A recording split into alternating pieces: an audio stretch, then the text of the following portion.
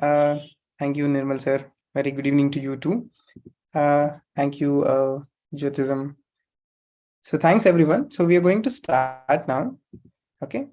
So how many of you are following Professor Pandurangan's modules? How many of you finished module 2? Type me in the chat box. Thank you so much, Sanket sir. So I hope you'll be here interactive, and if at all you can add value on mute and also speak, because this is a revision hackathon.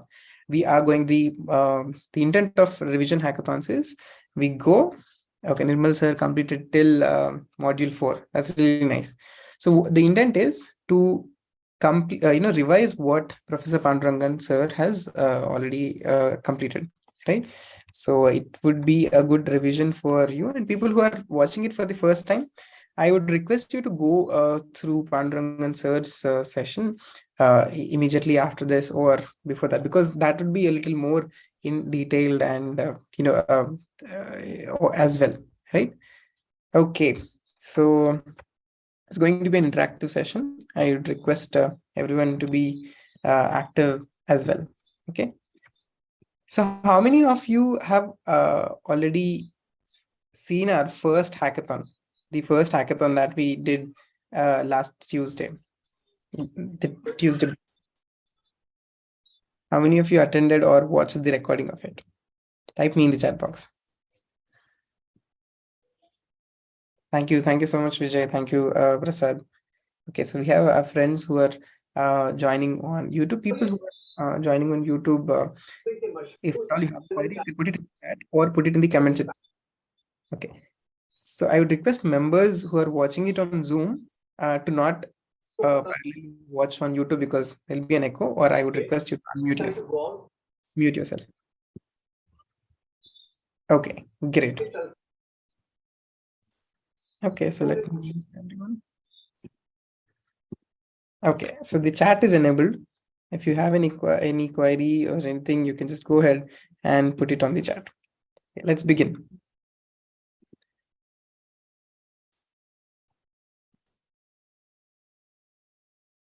So in the blockchain hackathon 2, we'll quickly revise what we have done in the session hackathon 1. We have spoken about cryptocurrencies, the evolution of money, the evolution of cryptocurrencies, the fiat currencies, and what triggered the need for a decentralized system, right? What were the failures of this 1 point systems? We've understood that, and we have understood the properties of a cryptocurrency and also blockchain. The immutability, the decentralized nature, and all those things we have discussed, right? So how many of you are well aware about these properties? Type me in the chat box. Jyoti ma'am, I think okay, let me rename myself.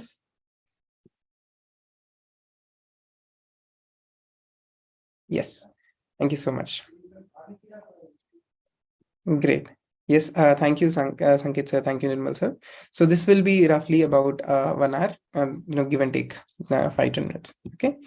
So what we have discussed after that, the currency issues. So we've understood, even if you have seen Professor Pandurangan sir's first module, even without seeing the first hackathon also, that is fine. We have understood that money can be represented in various ways, right? So we have seen that money was being represented early with salt, with broken shells, right? And currency, people are representing it with coins and fiat currency, right? So currency is used to convey the exchange of value, right? So how many of you are clear about this? Type C in the chat box. Thank you so much, Prasad. So now what we want is, why don't we have a different representation? Why just have a physical representation? Why can we have a bit representation for the same currency? Now we are representing it with shells and papers, right? So that is what we wanted to do here. And that is where we want the properties of the currency in a digital format also. It should not be, people should not be able to counterfeit it, fake it, or easily manipulate it, right? So how do we do that? Using bits, right? So cryptocurrency is a bit string that guarantees the properties desired in money through cryptography. So in our previous session, we briefly discussed about encryption, digital signatures. Coming forward in the next lectures also, we are going to discuss that. But right now, our intent is, why don't we make a bit string that guarantees the properties of money in general, right? So that is what is our intent with the bit string, right? So we need to understand what are bit strings, right? Before that, right? So how many of you agree? Type A or agree in the chat box. Thank you so much. Right. So whenever it is about money or currencies, trust is very important, right? So now fiat currencies, the paper currencies, most of the exchange depends upon the trust that we have put on the central authority, right? Now what happens one at once, if the government says that value is falling, or if they say if they push more money into the ecosystem by printing more value, or if they say that your currency is not valid from today, tomorrow onwards it will be new currency, go to the bank and collect, right? So that kind of things happen because we put a trust in a centralized system. And in the past, what happened is we have experienced a few point of failures also. 2008 crisis was one of them, and many countries face of such centralized government, RBI, or federal the decisions made by them. We've also experienced a few, right? So now how do we make a foolproof system, right, where we can even put our trust, right? Why the world is moving towards the cryptocurrencies or the blockchain is the trust it is assuring, right? So how many of you agree that? Type T in the chat box. Thank you so much. Thank you so much, Rashna. Right. So how do we build that trust in this particular virtual system is what we would be understanding. So the centralized paradigm has become problematic, and that there is and was a desire for a decentralized version, and that is where we are heading. Okay, so now when we're talking about decentralized systems, the basic building blocks of decentralized system include the consensus protocols, right? So these are a little jargon kind of words, technical words if you're not past a few modules, but I would want you to make a memory map of these, because we'll understand these also, right? We'll briefly understand now and deeply understand later. Now consensus protocols, these decentralized systems include those, and distributed ledger technology. Distributed ledger is a little simple to understand. There is a ledger of all the transactions which is shared across a lot of people. And smart contracts, we'll go in detail about smart contracts also, but decentralized systems are going to include these things. Okay, so now what is consensus protocol is where whenever there's a new block comes, the validity of it, how is it the right block that is getting added, is it manipulated block, that validation and getting that block joined towards the previous block, that is in a brief sense happens in consensus protocol. In distributed ledger is basically gives that transparency. Consensus protocol ensures that it is secure. Smart contracts help in the automation. Smart contracts mean you can automate a lot of business logic, right? So let us understand. So consensus protocol is used to achieve distributed agreement on the state of the ledger, right? So as we have discussed, distributed ledger technology allows multiple parties to have access to the same ledger and ensures that the ledger is accurate and up to date, right? basically, if it's a banking system, we have seen this in the first hackathon also.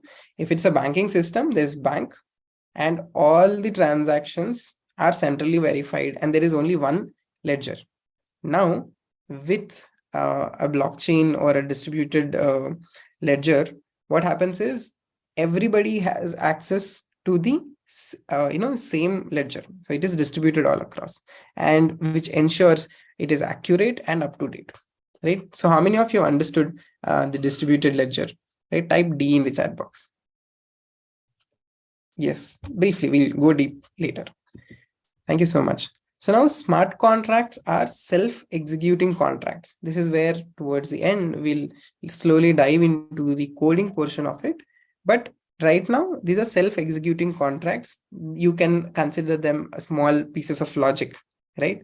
So what happens is, for example, there's a supply chain kind of use case. What is happening here is you write a smart contract which says if somebody makes the payment of for that particular good, then deliver the good to him, or deliver the crypto coins to him and deduct his wallet balance, right? So basically what happens when you do a transaction to someone, automatically the amount gets debited from your account wallet and gets added to other person's wallet. So this has a logic behind it. Now smart contracts are used to automate such logics, right? So this can be used in insurance also, like for example, somebody is claiming insurance. If he is eligible for all the set of rules, all the set of eligible criteria, then give him the insurance, right? So you can automate such things which are sometimes simple, sometimes complex, but that is achieved using smart contracts, which are the self-executing contracts, and with the terms of agreement, meaning the eligibility or the criteria, whatever is there. So how many of you briefly understood what is smart contracts? Type S in the chat box. Great. Okay. So now these are decentralized systems. We are going to understand more about decentralized systems also going forward, but the desire for decentralized system comes, and these are a few building blocks of that particular system, right? So now coming back to the bit system, right? Now we need to understand. So if you have watched the module 2, especially for people who are from a non-coding background, you'll understand that there was a little, looked a little overwhelming. We had a little feedback also from people, so you can clarify your doubts here and even go back and revise it. Okay, so Professor Pandurangan starts from the basics, right? The bit system, the decimal system and all. So we are going to revise it because these concepts are going to be helpful going forward. Okay, so now we have different kinds of systems. One is the decimal system. Decimal system is which we use regularly, which we studied, right? From 0 to 10, 0, 1, 2, 3, 4, 5, 6, 7, 8, 9. So these 10 numbers, if we use and we write something, we do calculations on it, that is the decimal system. But octal system is where which has a base 8, which has numbers from 0 to 7 only. There are 8 digits, 8 set of characters on which that particular system is dependent, right? So that is octal. We'll also see examples of it, but you need to understand that octal representation is base 8 numbering system, right? So how many of you understood what digits are used in octal? Type O in the chat box. Yes, great. So thank you so much, Nirmal sir. So to convert number from decimal to octal, what we do is we repeatedly divide a number by 8 and all the remainders are recorded. And Professor Pandurangan in a fun way explains all of that also, right? So you are going to divide, for example, there is an example, it says 43, he divides it by 8 and records the reminders. Okay, so we'll see that.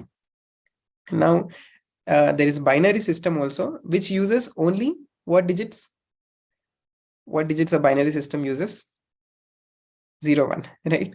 So binary uses 0, 1, octal uses 0 to 7. Hexadecimal, what will hexadecimal use? Hexadecimal is like, you can consider it's a 16 base 16 numbering system, meaning it will have 0 to 15, right? We'll also see about that. We'll also come to know what is hexadecimal, right? Thank you so much, Nirmal. So from 0 to 9, then A, B, C, D, E, F, right? A, where A stands for 10, and till F stands for 15, right? We'll see that in detail.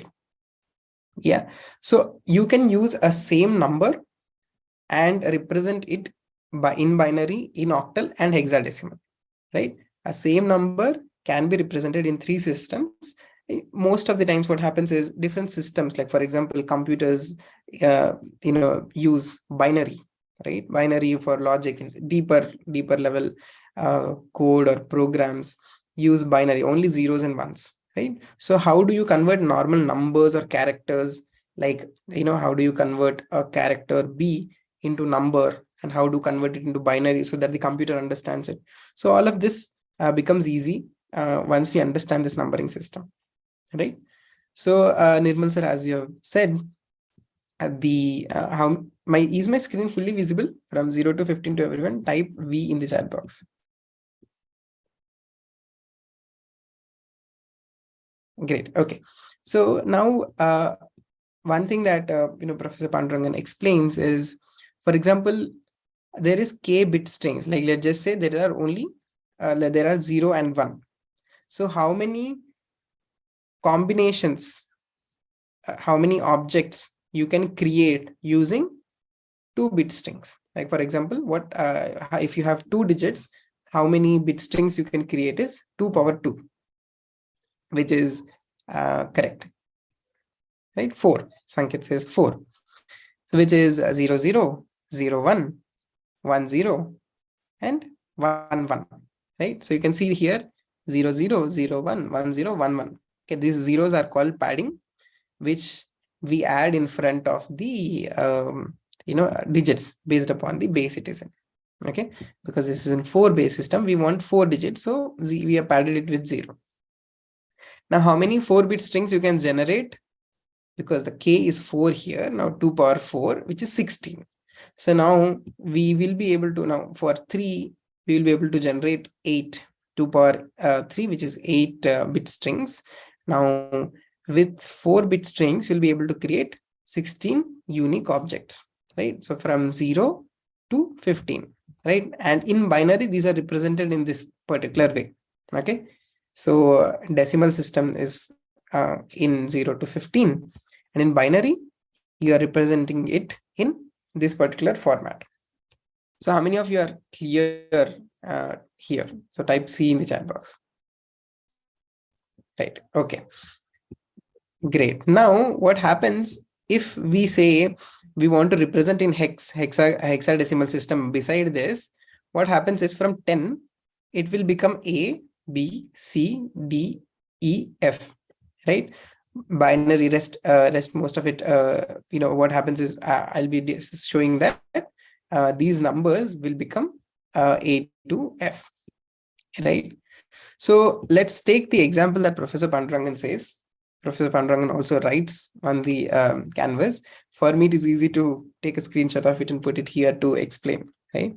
So now what happens is, if a decimal system uses from 0 to 9, now if there's a number which is 7038, now how do we break it down?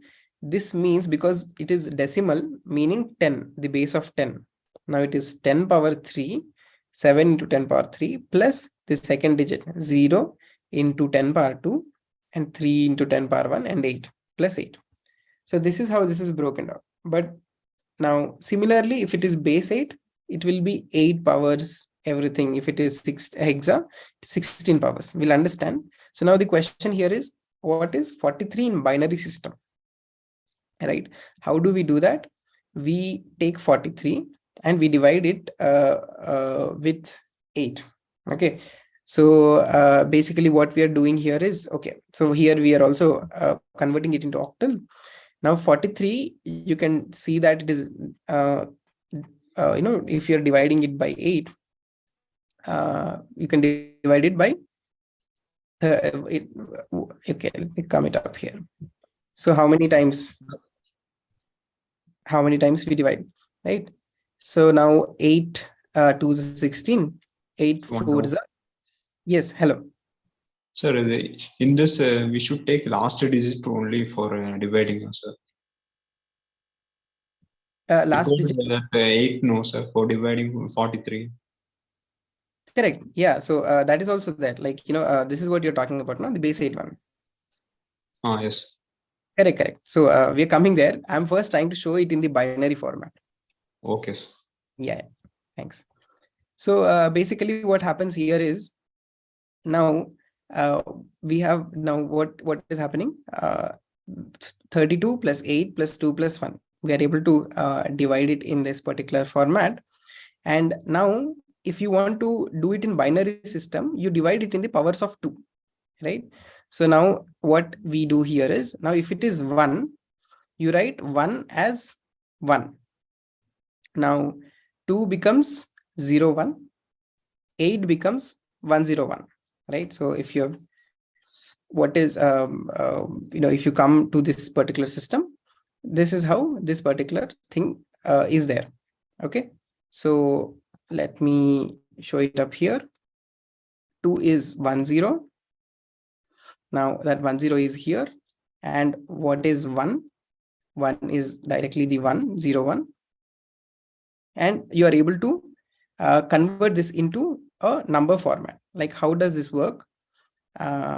This particular digit, the final digit, is the least significant bit, and this is the most significant bit because it is having the highest weightage, like in the power, right?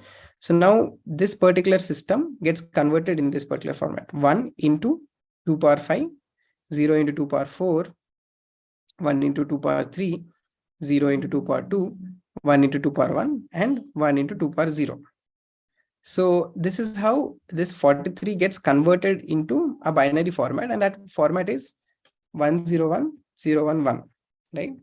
So if you are doing this particular math on pen and paper, it becomes a little clear also, right? Becomes easy for division and all. I'll also show you a tool to cross check if how the binary system is working.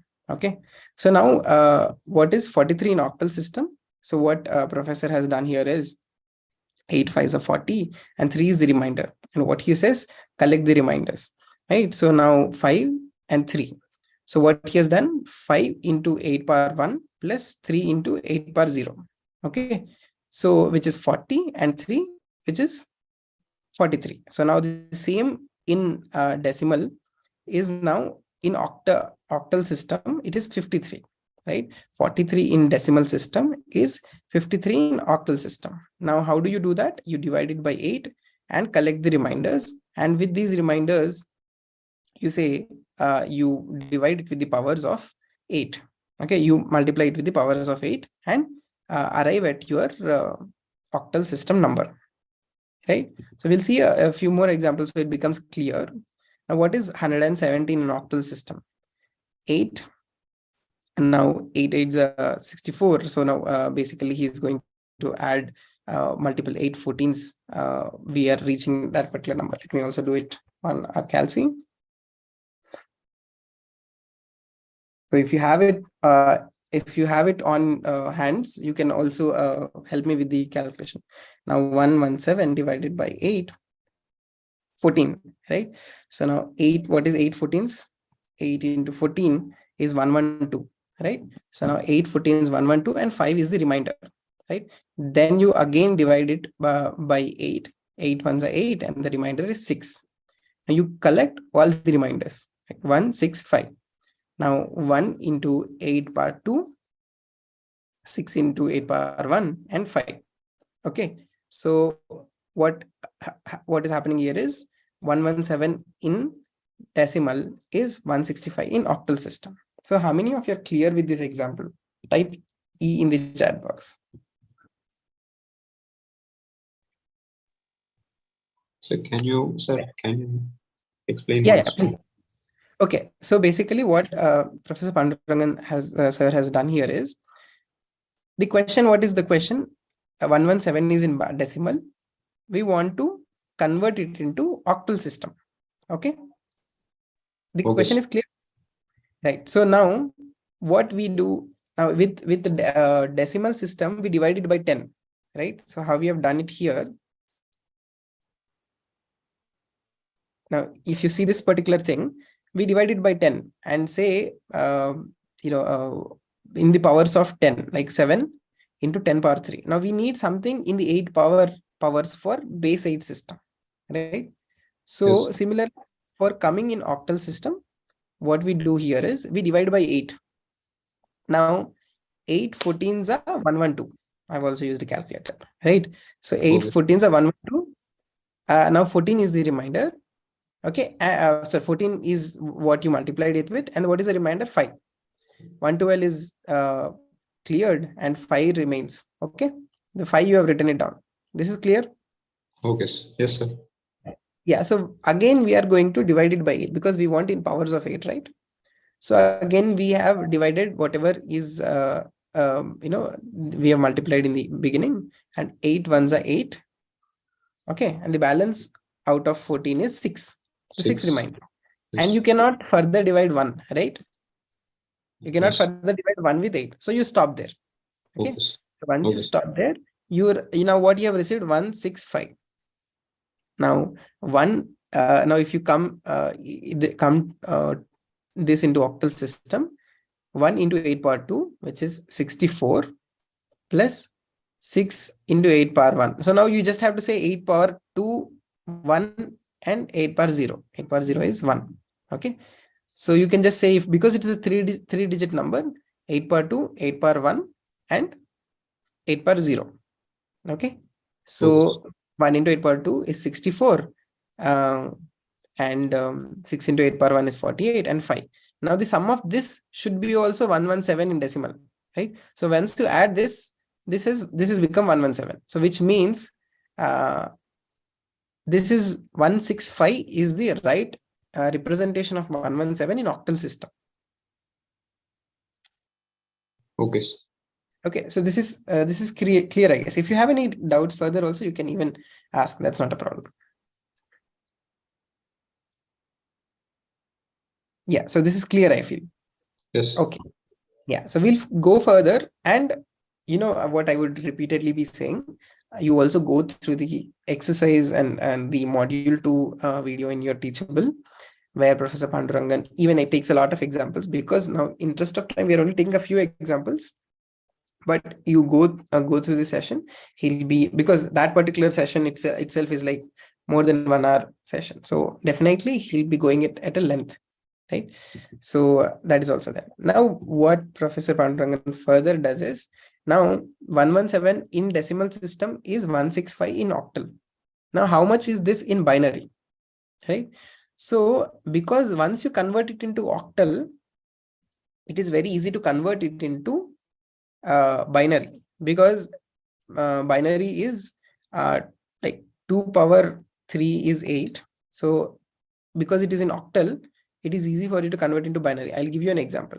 Now 5 in binary system is 101.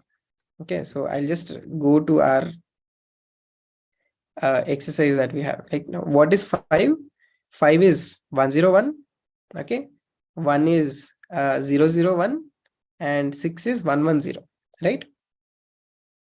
We are right here, right? So if you only take octal system and binary of 8 till 8 digits, these will be the numbers from 000 to 111, right? So in this we have got 165. 165 is what 117 in decimal is 165 in octal.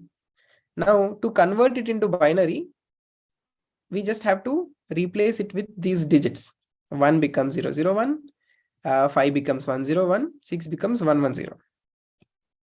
Okay, so now if you see, 5 became 101, 6 became 110, 1 became 001. Okay, is this clear? So we're converting 117 in binary now by using this particular small tip, right? So now you don't have to write brackets. and you can even remove the zeros that come in front, right? Now 117 in decimal is 1110101 in binary, right? So if you type whenever 117 in a calculator or a computer, it is understanding it as 1110101.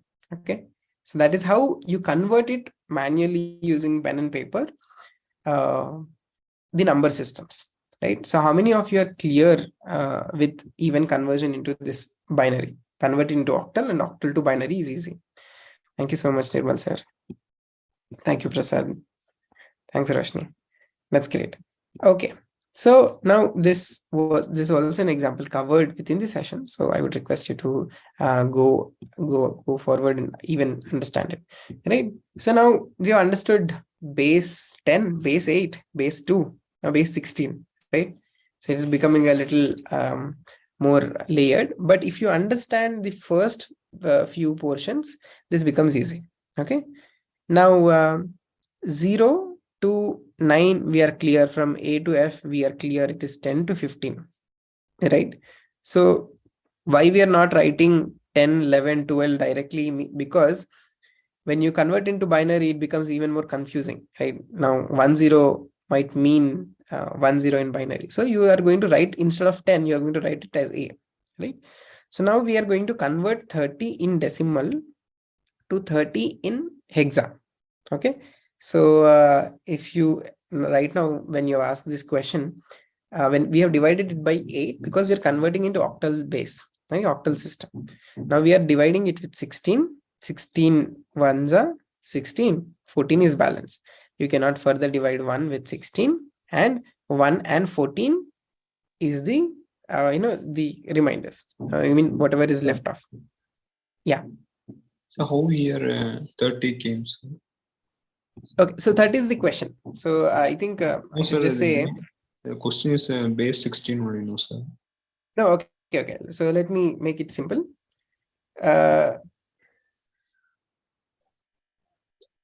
What is 30 in hexa? Hexa system, or let's just say in base 16, right? Okay. Okay, so let me clarify, because I think I've understood another question. Now here, if you see, binary, octal, and hexadecimal are all different numbering systems that can be used to represent the same number, right? So here the question is,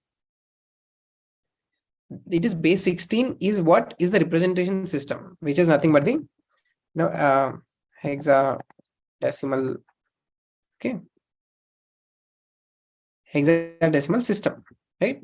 So we are trying to represent 30 in this hexadecimal system. I'm not sure if hexal is a system, so I'm just going to write hexadecimal. Okay, right. So now that is the question. The question is, so I think that if you have gone through Professor Pandurangan's session, it would have been easy to recollect. Even if it has been some time, that is also fine, because we tend to forget, right? That is why these revision hackathons are there, right? So now the question is, what is 30 in hexadecimal system? Sorry for me not writing it fully. Thanks for the correction. And now what we're doing, the question is 30. We want to convert into base 16. We're dividing it by 16. 16 ones are 16. Reminder is 14. We cannot divide one further. We're going to convert. We are going to write 1 and 14. Now, what happens is 1 and 14 is, we are going to write 14 as E. Okay, so we are not, because we have discussed, because in hexa, what is 14? 14 is E, right? So we are going to write 1E, right? 30 in decimal is 1E in hexadecimal, right? So now 114, you can convert into 1E, right? So how many of you are clear with how do we convert into hexadecimal? The process is simple. If it is hexa, divide it by 16, keep dividing it until you have the reminders. And if it is octal, keep dividing it with 8, right? So yeah, type C in the chat box if we are clear till now. Yes, thank you so much, Prasad. Now, what I would do is I'll give you a small tool, which, thank you so much, Jyotism. So is it the name the Jyotism, or it is, oh, sorry, jyotish.m. Thank you so much, Jyotish. Okay. So now I'll just give you a small tip. If you are practicing this online, you can use a tool like this. Okay, you can search. There are converters online. Okay, so let's just take the same example that we have taken. We have taken 30, right? Now we have entered 30. What is 30 in hexa? It is 1. Okay, now I've not converted into octal, but if you divide it 30 by 8, it will be 3 8s are 24, and the remainder is 6, right? 36, right? So that is also there. And if it is 36, now 6 is what you say 110, and 3 is 011, right? So this becomes a little easy. So how many of you think this is easy to cross check? Type E in the chat box. Yes, it is easy to cross check, right? So I'm just sharing the link to this here. I've shared it on chat. Now let's just cross check the numbers that we have done previously. Now 117 in octal system, right? We want 117 in decimal. What is we want in octal? So we came across 165, right? So you see that there is a program written, the manual coding, manually whatever we have done, this is there. So we have not converted this into hexa, but in hexa it is 75. And in binary, octal to binary is easy. Now 5 is 101. We have done this, right? Okay. 101. 6 is 110, and 1 is 001. Okay, 001. Okay. So, are you all sure right now that you understood this fairly? Type F in the chat box if you understood it fairly. Amazing. Thank you so much, Jyotish sir. Okay, so now we've understood these. Okay, I've shared the tool also with you. But you should know the logic behind it. Yes, we do not multiply if we have calculators. The same will happen, but you should know the logic behind it, right? So that is important. Right. So now hexadecimal system is a base 60 numbering system where the digits 0 to 9 are there, and then the letters A to F are used to represent numbers. To convert a number from decimal to hexadecimal, it is repeatedly divided by 11, and the reminders are recorded using hexadecimal digits, right? 14 became E. So that is also clear. Now Professor Pandurangan also explains about ASCII, which is American Standard Code for Information Interchange. I'll forget again. So it is ASCII is easy to remember. Now ASCII is something that you can see in your keyboards. It's a standard used to represent characters in computers. Like even if you have a and symbol, now and symbol has a code for ASCII code for computers to understand, right? So that is also a different way to represent numbers, right? So ASCII code is something similar, right? So and another example that Professor Pandurangan uses here is 3615. Now 3615 in decimal system and hexadecimal system is different, right? So for example, if you say 3615 in decimal, it is 3615. But in hexa, if it is 3615, it is not, the actual value is not 3615 because it is represented in hexa. So now if you see 3615, if I'm putting in hexa, so the confusion has to be clear. The thing is, if in hexa it is 3615, in decimal it is 13,845. So hexa 3615 and decimal 3615 are totally different. Okay, so this confusion, because this confusion has to be cleared. So how do you clear that? How do you do that? So when you say hexa, you don't say 3615, you write 0x before it, right? So when you write 0x before it, you understand that it is a hexa number. It is not 3615, it is 3615 only. Okay, So the value of it is different. So 3615 is 3 into 16 power 3, right? So now we are here, 3 into 16 power 3, 6 into 16 power 2, 1 into 16, and 5 into 16 power 0, which is 1.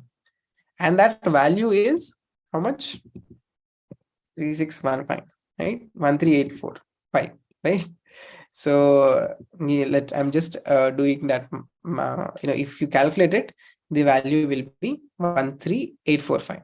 So whenever it's a hexa number, remember to prepend 0x before that. So how many of you are clear that 3615 hexa and 3615 decimal are different? If it's hexa, it is 0. You have to write 0x beforehand to tell somebody else. If I have to tell Sanket, so this is hexa, I have to write 0x and give that number to him, so he'll understand it well. Right? Right. So many people have understood it. Thank you so much. Great. Okay. Now, okay. So we have, okay. So the examples are complete. Now, if you see binaries from 0000 to 1111, in hexa it is 1 to 9, and A to F. In decimal it is 1 to 15, right? So that is clear. Okay. So how many of you have understood till now? Type U in the chat box. It's very much feedback oriented. Yeah, thank you so much, Sanket. Thank you, Prasad.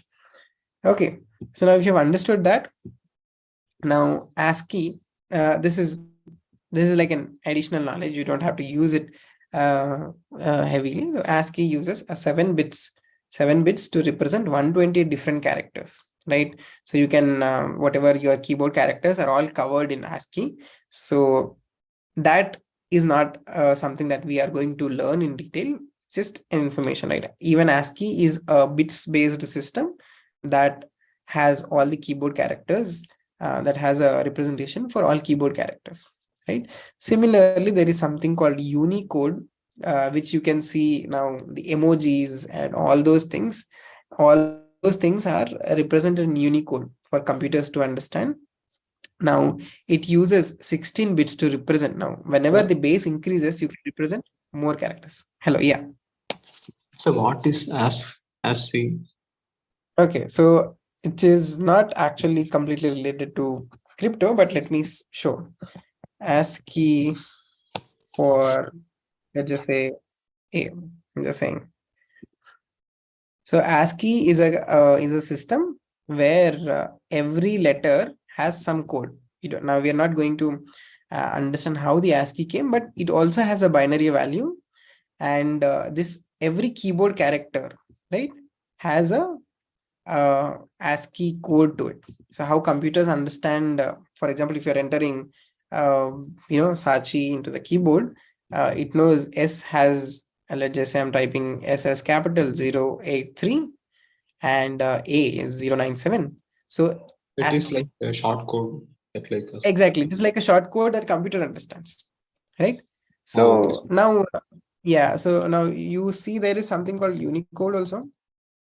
Unicode for Unicode has lot of representation also. For example, @ A, right? Even some emojis and all those things are also there. So you can even see that a different every Unicode also has a code system which has a decimal, a hexagonal, and octa representation, but it has more to it. Like it has greater than also has some symbol, greater than also has a value equal to every symbol of the keyboard that we are aware, that we are not aware also, are part of this Unicode system.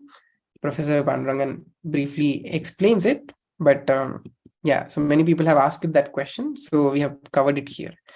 This is not directly related to your curriculum, it's like something extra that you come to know. Okay, so now even if you look at some emoji, the heart symbol or something, it will have a Unicode associated to it. So that is how these things are understood by computers or chat applications, right? Great. So I think that is also clear. So how many of you are clear till now? Type C in the chat box. So it is for only for emojis or stickers. No, it is for and symbol, it is for asterisk, it is percentage symbol, whatever you can see on your keyboard, it is there for So for every keyboard code. Hmm. stickers also is there, no sir? Yeah, yeah. Stickers. No, stickers works on a little media format, but Unicode and ASCII are more related to whatever you can type. Like you have a bracket, that bracket also has a code for it, right? Stickers and all those things are media related things that come on the feature of the smartphones and all, right? Okay, Yeah, sir. yeah. It's not like our prime focus now, but you can research about it. Okay, great. Thank you so much. So thanks for thank you Jyotish for telling that you've understood. Thank you, Sanket. So now we've understood about then comes the compression function, right? So I can actually explain it in statements, but it's good to see sir's writing. He writes it, explains it well. So what he says is if uh, compression function is whenever you write something in bit strings, right?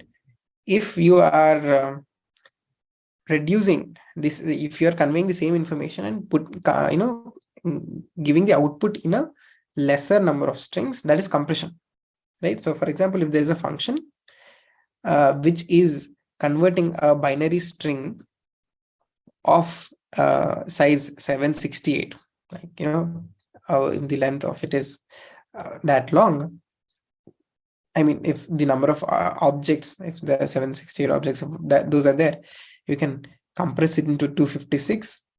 That is compression, right? So 768-bit string as input and produces 256-bit string as output, right? So this compression is done by this compression function, and we use something called SHA-256 for doing the compression.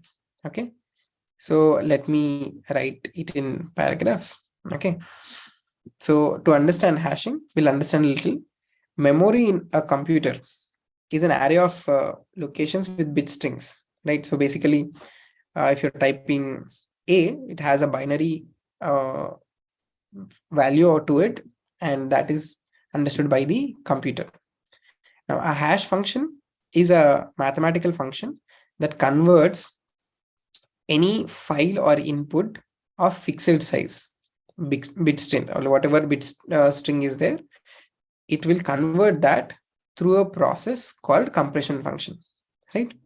So let us also understand with an example. The compression function used in hash function SHA-256. Now this SHA-256 is a hash function which is a compression function. What this is used by Bitcoin. The Bitcoin blockchain uses the SHA-256 to compress information and hash it, right? This also becomes part of the encryption digital signature also. Like for example, if there is some input that I say, if I say India or Sachi, that input can be converted into a compressed version, and the output is given in a fixed length string. Okay, I'm going to demonstrate it. I'll show it to you. It becomes clear, right? So what we need to understand is what is compression here is if you are giving 768 input bits, the output is coming is 256 output bits, right? So that is how this compression works. Okay, so now what hash functions are used for is a compression function to for example, if you are applying the compression function using the SHA-256, the larger bit sequence is broken down into smaller chunks, and that particular small chunk is again hashed. Okay, so I'll show if you, what we are going to do is compression function we are also going to cover in our next session also. So if you understand it fairly briefly also, it is good for now, because we are going to cover it in the next session. Okay, so how compression happens? So people might be asking, like, so how Professor Pandurangan says 768 bits is getting compressed to 256 bits, right? So the compression is happening because the 768 input bits, it is broken into parts first. Whenever you give that input to this hash function, it is broken into parts first, and each one is hashed. The hash compression function is applied on each one of it. The hash function is applied on each of it, and that is how it is broken down further, and the compression makes it even smaller. So that is how this works. We'll understand a little of this manually, how Professor Pandurangan sir explains. If at all you want to also go through it, you can go through the compression function. It is mostly after 50th minute or something. Sir explains in the module 2 about compression functions also, which we'll cover in the next session, right? So how many of you understood that compression function is something that compresses a fixed length input into a smaller compressed version as an output? So how many of you understood that? Type U in the chat box. So that last part alone, I can't get it. Yeah. Yes. That SHA-256 you told us. Yeah. Okay. So let me first demonstrate it. So it becomes easy. Okay. Okay. So now the SHA-256, even Professor Pandurangan sir gives the link to it in writing in the session. So how we had a converter for our number system. Similarly, there is a SHA-256 also, right? So what do we do? For example, we are going to type something. Okay, I'm going to type INDIA. Okay, so now what happened here is the input was in characters INDIA, which is something in binary system. Okay, so that input is converted into a hash, right? So now any point of time, even if I have 4 characters, 1 character, even if I have 25 characters also, the output string is a fixed length string. Like the output is a fixed length string, right? For example, now this is hashed. Hashed is broken into small pieces and then converted into a format where it is not easy to manipulate, right? So now what happens is, even Professor Pandurangan sir explains, in digital currency or in cryptocurrency, we need to validate the transaction very closely. It has to be secure and it has to be untampered. If it is tampered, yeah, I request you to unmute. So mute. Okay. Yeah, let me do that. Thanks. So now what happens is, whatever input you give in, it there is a function. Let's forget what is in the function. Okay. What this function does is it takes the input, it does its own thing, which is compression and hashing, and gives you an output. Now, whatever logic is there in the compression, we are not trying to understand it right now. We are trying to understand that it is giving you an output, which is which is called the hash, right? So now if I'm trying to even change one character also, like if I'm changing one character, I'm adding one more character, it is completely different, right? So now India was starting with something, in middle it was different, towards the end it was different. What we might assume is, if we change one letter, it would just change the string little, but it does not. It fully changes the whole particular string, the output string, right? So it is a system which compresses in a way that it is not easy to tamper with, right? So if you make a small change in the hash, blockchain system, because it's a distributed ledger, will immediately understand that there is a change in the hash, and you have to reject this. So this is not a valid transaction, or there is some manipulation happening, and it will reject it, right? So now if you come to the concept of it, so I hope what SHA-256 does is clear, right? SHA-256 as a hash function hashes and gives you a kind of an encrypted string, a fixed length. So this is one of the properties, fixed length. So even if I write India many times, the length of that particular string is fixed. But this is used for us to validate, okay, now whatever was given here, this is represented in hash in this particular number. If I make any change here, the hash changes, right? So those changes will be immediately tracked by the protocols of the blockchain system, right? So how many of you understood what a hash function like SHA-256 does? It gives you a fixed length output, which is a complex string, right? So how many of you understood what is this SHA-256 hash function? Type S in the chat box, right? Okay, thank you so much, Sanket. Right, so now let us go into the the lines, so we'll try to understand it. Thank you so much, Jay Ganesh. Okay, let me share my screen once again. We are here.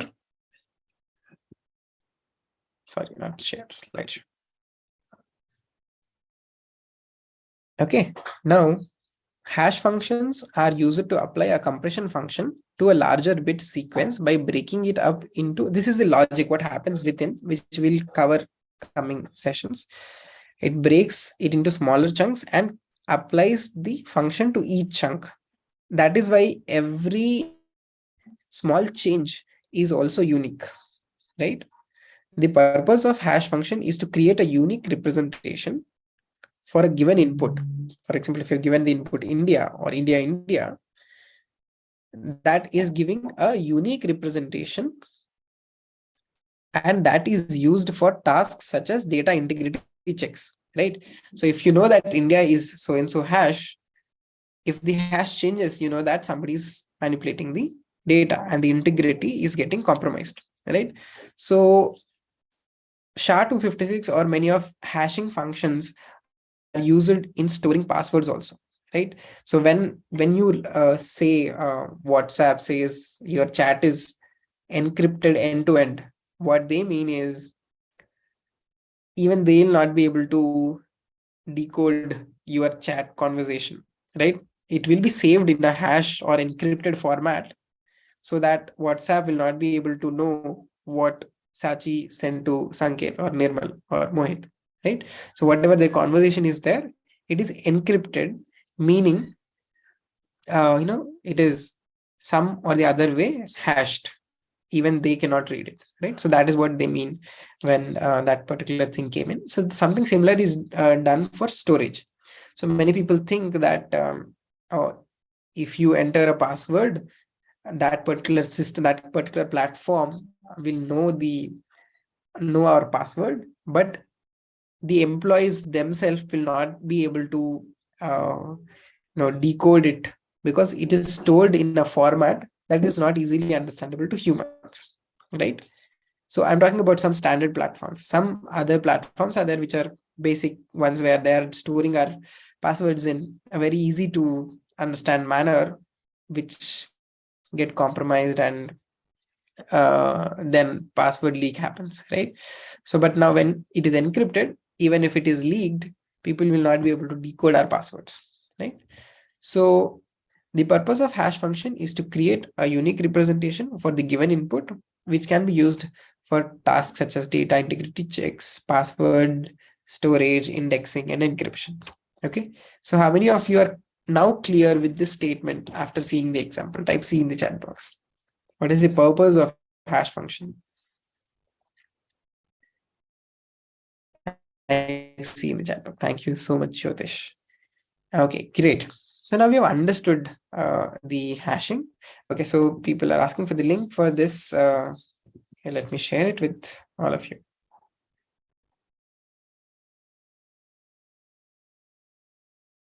Great. So the link is already there on your Teachable, but here's the link, right? So The first link was for the number system. The second one is for the SHA-256. This is only for you to understand, or if there are some quiz questions where you have to encrypt using SHA-256, you can use this tool to get your answer. Right? Okay, so we have completed this. Now, what are the properties of hash functions? Right? So now hash function has a property. This could be an interview question, so make notes of it. It has a property which is called collision resistance, right? Which means it is difficult to find two different inputs that produce the same output. Okay, so this is the first part. Okay, that is clear. Okay, so now what happens here is it has one of the properties which is collision resistance, which means two different inputs. It is difficult to find similar input, like no two inputs, no two different outputs are same, produce the same output. So if you produce one input, the output whatever you get is not same with any other kind of input. So every input has a unique output. Okay, so this is clear. How many of you are clear with one of the property which is collision resistance? Type CR in the chat box. This is the property of hash function, which means every input has a unique output, right? So you can tell this normally, but there is a term for it. So that is how people ask you questions, right? What is collision resistance? Now you know that hash functions give you unique output, but you don't know what is collision resistance. That is why you have to remember such things. Okay. And the second property is pre-image resistance, which means it is difficult to determine the input given the output. What Professor Pandurangan also explains is, if there is X as an input and the output is H of X, okay? If somebody gives you the output, you will not be able to know what is the input, right? So if I give you the output, okay, now I am going to, now because you know how we have used encrypted SHA-256, I'm writing a secret word, just say on SHA-256. I'm not sharing my screen right now. I'm writing a secret word and give me a hash. Okay, if I share it on chat with you all, I've shared with you a chat on chat, this is the hash. Okay, now I say I challenge you to tell me what my word input, what is the word that I have input, right? So how many of you think you will be able to tell me what the word I entered by using online tools? Not even if you are trying to use any online tools. Do you think you will be able to tell what is the output? Yeah, okay. So that's a guess. Medansh says your name may be. Okay, so I told it was a secret, right? So basically, the point I'm trying to make here is pre-image resistance means if I give you the output, you'll never be able to know what input I have given, right? So what property this tells us is no, even if you are trying to understand what in Professor Pandurangan sir's statements, he says your grandchildren will also will also be no more till the time you understand what is the input for such an output for something SHA-256 does. So it is very difficult to decrypt this SHA-256 outputs. So that is pre-image resistance, which means it is difficult. It is not difficult if you speak in Professor Pandurangan's terms. It is super difficult to determine the input if the output is given, right? So how many of you are clear with pre-image resistance? Type PR in the chat box.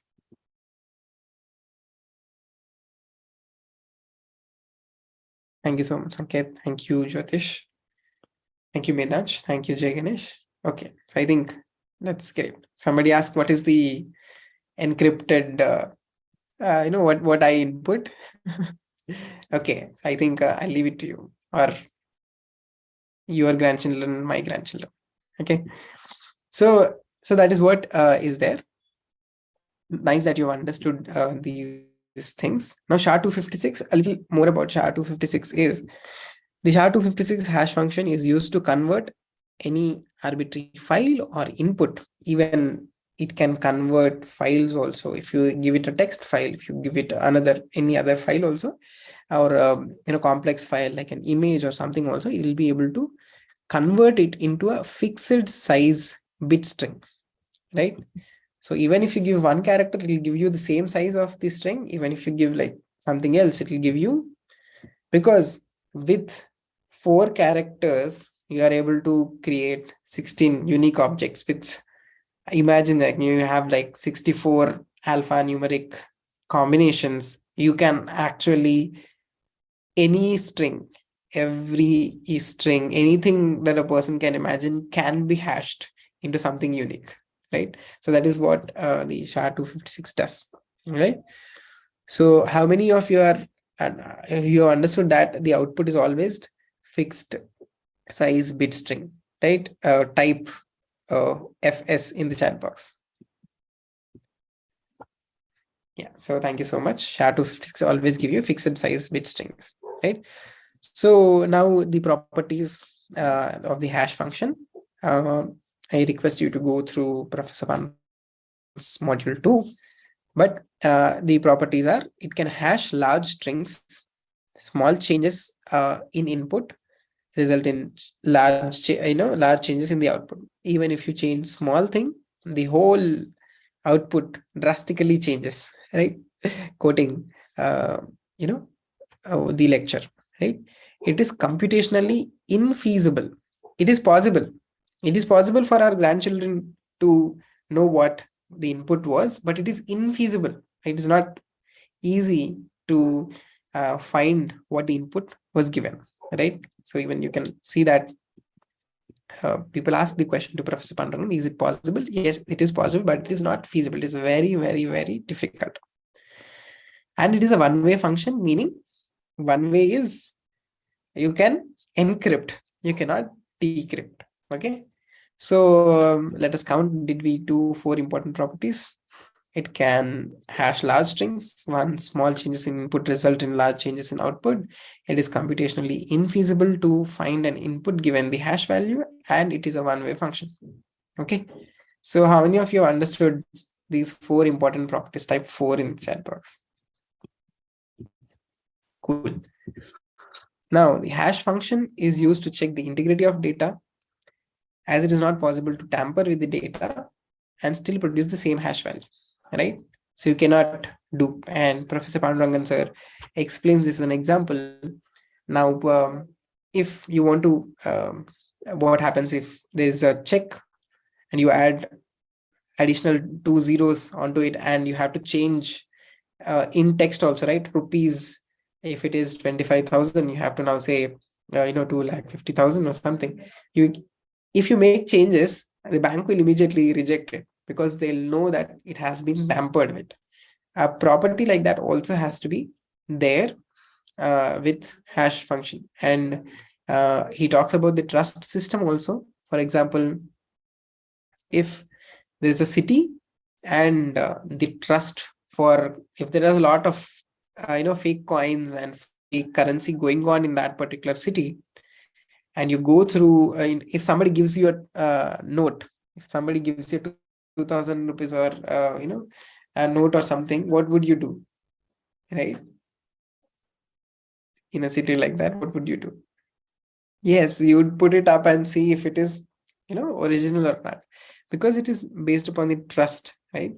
So if somebody tampers with the currency or the transaction, the check or the currency, you should be able to know that the integrity of it is compromised, right? There should be a system to see that, okay, this is fake, this is tampered with, right? So how many of you are clear with this point, that hash function is used to check the integrity of the data? Type I in the chat box. Okay, so the SHA-256 hash function is used in Bitcoin protocol, right? So Ethereum uses some different hash function, but like every other blockchain uses a different, every other cryptocurrency uses a different protocol, a different hash function. But Bitcoin, who uses SHA-256? If it's like a quiz question, which cryptocurrency uses SHA-256 hash function? What would you say? Yes, Bitcoin. So where it is used to secure transaction by ensuring that the data in the transaction has not been altered, right? Okay, thank you so much, Jyotish. Okay, so it depends, right? Medaj asks, can more than one blockchain use the same protocol? Yes, it can, because the intent is to secure the transactions. You can use SHA-256, and many people, many companies, or many companies also use similar hash functions to encrypt the passwords, because the intent is to encrypt, to make it difficult to decrypt the passwords. So I think that is completely possible, Medaj. Okay, so thank you so much. We have completed our module 2 revision, right? So I would request, if you have seen any of our previous sessions, you request Trustpilot reviews. Let me share the link to the Trustpilot reviews. If you have any questions, now is the time. I would request you to keep your questions to this particular module, because the others will also be covered soon. Okay. So Trustpilot Pixeltests. Great. Send this message to everyone in the meeting. Okay, so we have shared our Trustpilot link. Any questions, please go ahead, put it on the chat box, or let us know. So, okay, if there's no questions, type NQ in the chat box. At least I'll know that there's no question. Okay, thank you so much, Prasad. Thank you so much, Janakira. And one thing that we would request, so why are we doing the revision hackathons, is to move more people towards completion and towards certification. Okay, so Medansh asks, can you re-explain pre-image resistance? Can someone, does anyone want to take a, take a guess, or take this question?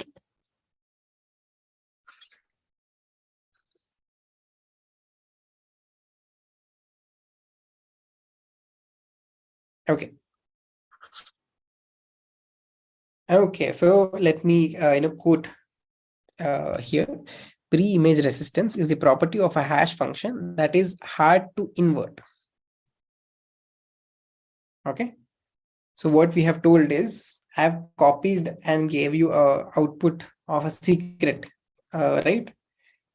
And I told, the challenge was, if you can, go ahead and give me the input, right? Can you decrypt it, right? So it is not possible, right? So the impossibility is this pre-image resistance. You'll not be able to figure out what the input was given the output. It is really hard to invert.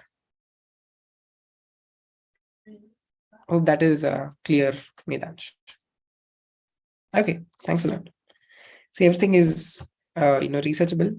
I would suggest self-learning also. So if there's anything you find there's something that we can add more in our next lecture, go ahead, bring those points to us, and we'll see that everybody's aware of that.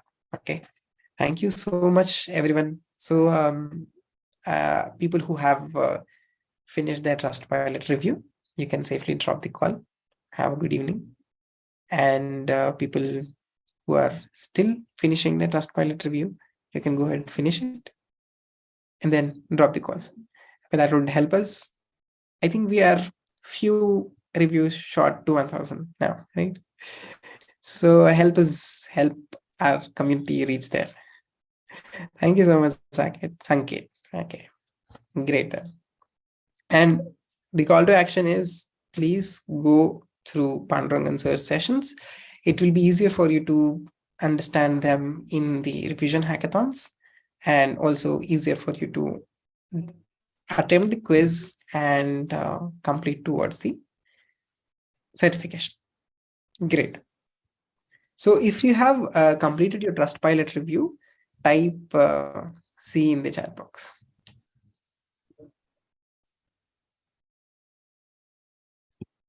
Okay, thank you so much, Sanket. Thank you, Jyotish. So you have a question?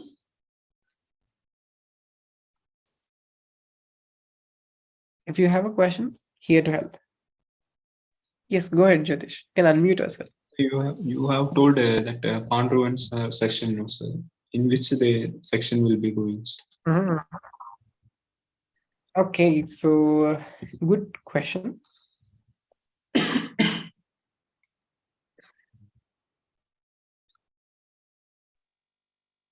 Let me open my Teachable first.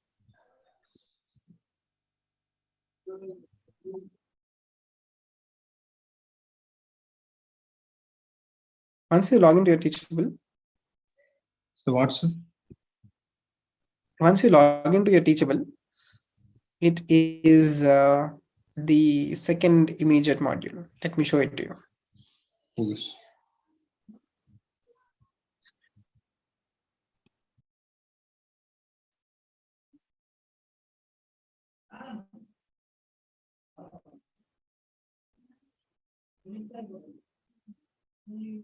Yeah, Medansh, the reviews go through, whatever you put up the review, it roughly takes 2 to 3 hours to go public. So that is still fine, right? You have done your job, right? So their system checks if the review is safe to publish. I mean, meaning somebody can, use some language, and they'll do language checks and all those things, and then publish it.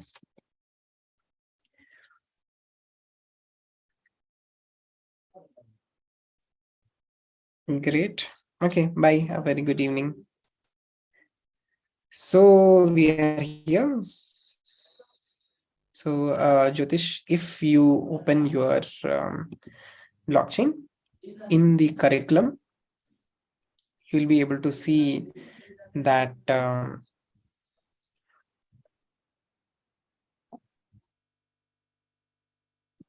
here, this particular lecture, this particular lecture. Module 3 hashing that no, sir. Yeah, this one. Oh. This one, the module 3 cryptography and compression functions. If you go through this particular session, it will cover more or less, no, more or more of what we have covered today. Okay. Okay, sir. Great. Thank you so much. Thank you so much, Sanket sir. Thank you so much, Medansh. Thank you so much, Jyotish sir.